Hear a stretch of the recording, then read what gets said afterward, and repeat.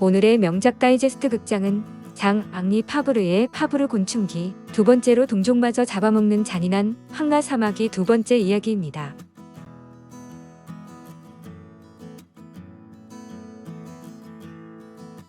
작짓기를 끝낸 앙컷은 이보다 더 끔찍한 짓도 서슴지 않고 한다. 사마귀 한 쌍을 한 사육장 속에 넣어 보았다. 8월이 끝나갈 무렵 어느 날 몸집이 가냘픈 작은 수컷이 암컷 곁으로 다가갔다. 이윽고 수컷은 날개를 펴고 떨면서 암컷에게 다가갔다. 이렇게 해서 사마귀 부부는 오랫동안 사랑을 나누었다. 때로는 짝짓기가 대여섯 시간 동안 계속되기도 한다. 꼼짝도 하지 않고 있는 이 사마귀 부부에게서 별다른 움직임은 찾아볼 수 없었다. 그러나 얼마 후 수컷이 암컷에게 목을 깨물려 조금씩 먹히기 시작하더니 마지막에는 날개만 남게 되었다. 암컷의 식욕은 남편마저 먹어버릴 정도로 끔찍한 것이었다. 나는 수컷 한 마리를 더 넣어주었다. 그랬더니 암컷은 잠시 쉬고 나서 두 번째 수컷마저도 거뜬히 먹어버리는 것이 아닌가. 세 번째도 네 번째 수컷도 모두 똑같은 슬픈 운명을 맞고 말았다. 그런데 이상한 것은 수컷이 마치 즐겁게 암컷한테 잡아먹히는 것처럼 보인다는 사실이다. 어느 날 들판에서 한 쌍의 사마귀가 사이좋게 서로 껴안고 있었는데 자세히 보니 수컷의 머리가 없었다. 다름 아닌 암컷에게 먹혀버렸던 것이다. 그런데도 수컷은 암컷을 껴안은 채 놓으려고 하지 않았다. 이제는 암컷이 수컷의 몸뚱이를 깨물기 시작했다. 그래도 수컷은 여전히 남은 몸뚱이로 암컷의 몸뚱이를 꼭 껴안고 있었다. 사마귀 암컷은 짝짓기를 하고 난 뒤에 수컷을 잡아먹는 것으로 악명이 높습니다. 이는 알을 낳기 전에 한창 예민해진 상태에서 알을 키우기 위한 힘을 보충하려는 행동입니다. 그래서 눈앞의 것을 닥치는 대로 잡아먹는 것이 아닌가 합니다. 하지만 모든 수컷 사마귀가 잡아먹히는 것은 아니고 간혹 조심성 없는 수컷 사마귀가 잡아먹히는 것이며 게다가 매번 그런 것도 아닙니다. 아무튼 수컷 사마귀가 목숨을 걸고 짝짓기를 하는 것만은 사실입니다. 무시무시한 짓을 예사로 하는 사마귀에게도 좋은 면이 없지 않다. 사마귀는 알집을 짓는데 아주 놀라운 재주가 있다.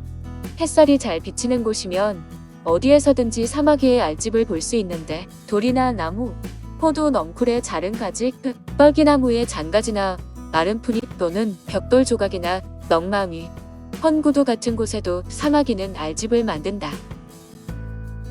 알집은 보통 가로 2cm, 세로 4cm 정도의 크기이다.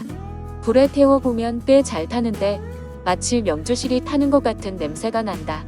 사실 알집은 명주와 비슷한 물질로 되어 있다.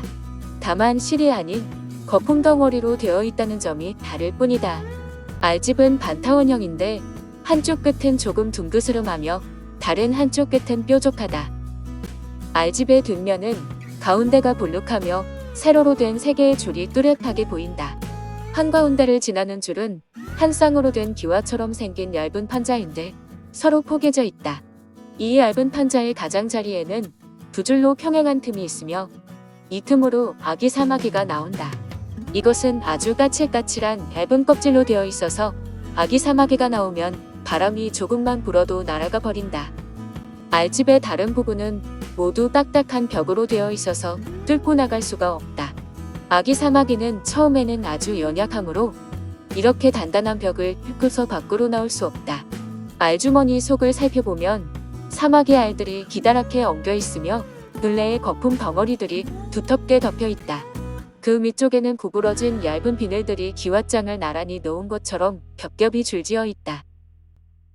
알은 단단하고 누르스름한 덩어리 속에 들어있는데 알 밑부분이 모두 출구를 향해 비스듬히 놓여 있다.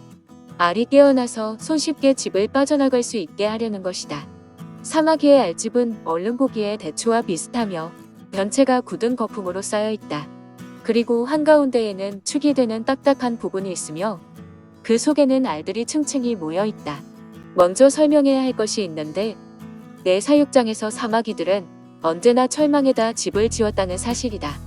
나는 사마귀들이 들판에서 집을 지을 때 흔히 이용하는 반돌멩이나 풀포기를 사육장 속에 넣어주곤 했었다. 그러나 사마귀는 이런 것들은 거들떠보지도 않았고 언제나 철망에다 집을 지었다. 철망은 단단하니까 알집자리로 꼭 알맞은 모양이었다. 나는 사마귀가 이토록 복잡한 알집을 어떻게 만드는지 보고 싶었다.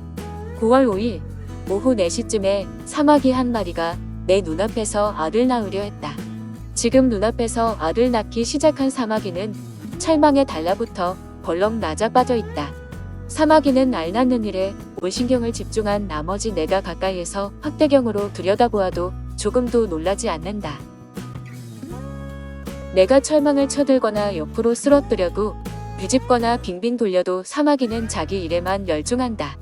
나는 알 낳는 모습을 자세히 살펴보려고 사마귀의 날개를 핀셋으로 쳐들고 들여다보기도 했다. 그런데도 사마귀는 그런 것에는 조금도 개의치 않았다. 알을 낳고 있는 사마귀가 나를 위해 이처럼 얌전하게 있어 주지만 그래도 관찰은 결코 쉬운 일이 아니었다. 알 낳는 일이 너무 빨리 끝났기 때문이다. 사마귀의 배끝에서는 거품이 끊임없이 나왔는데 배끝이 거품 속에 가려져서 어떤 일이 일어나는지 도통 볼 수가 없었다.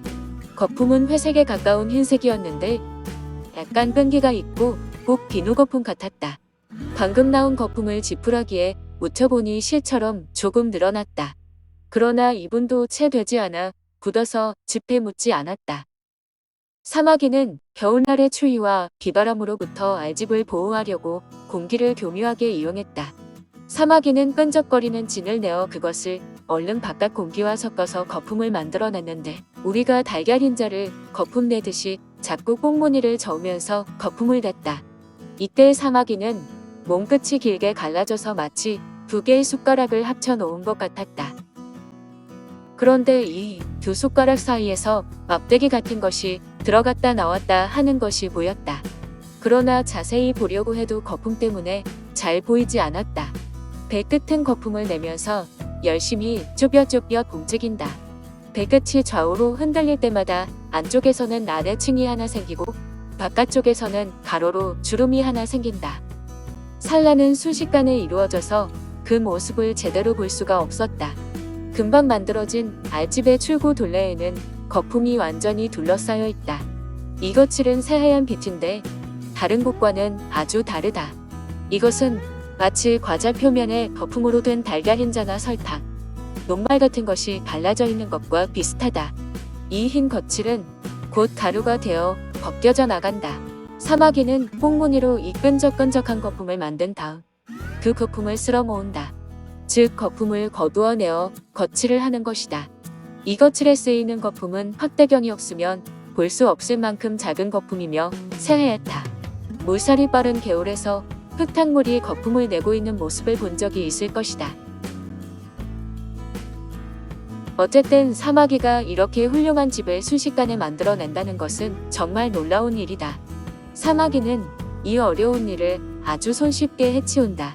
알집을 짓는 동안 사마귀는 철망에 붙은 채 꼼짝도 하지 않는다.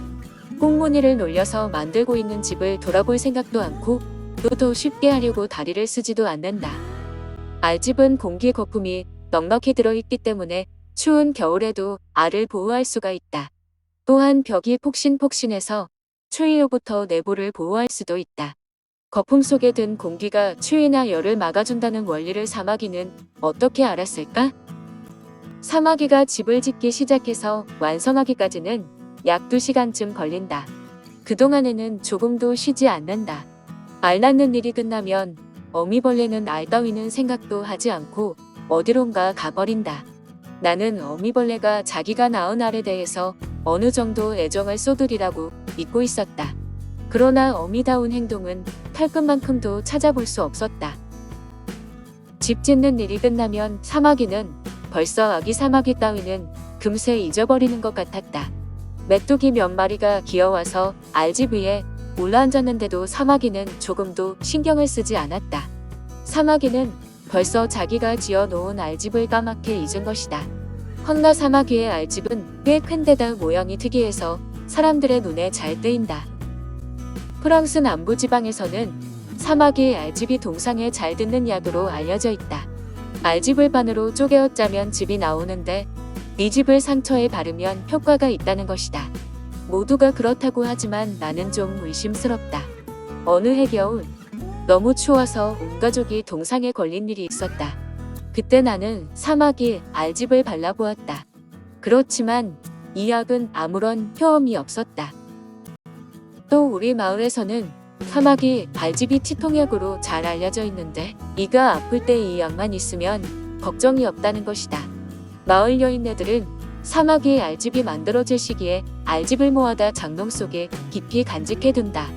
그러고는 누군가 이가 아파서 못 견디겠다고 하면 이 약을 장롱 속에서 꺼내주며 이렇게 말하곤 했다. 귀한 약, 잃어버리지 마세요. 더는 없으니까요. 그러나 우리는 이것을 엉터리 약이라고 비웃어서는 안 된다. 왜냐하면 신문이나 잡지에 번지르르하게 광고가 나오는 약들도 사용해보면 별 신통한 효과가 없지 않던가. 장앙리 파브르의 파브르 곤충기 세 번째 이야기, 소나무 수연풍뎅이의 악기 이야기로 이어집니다.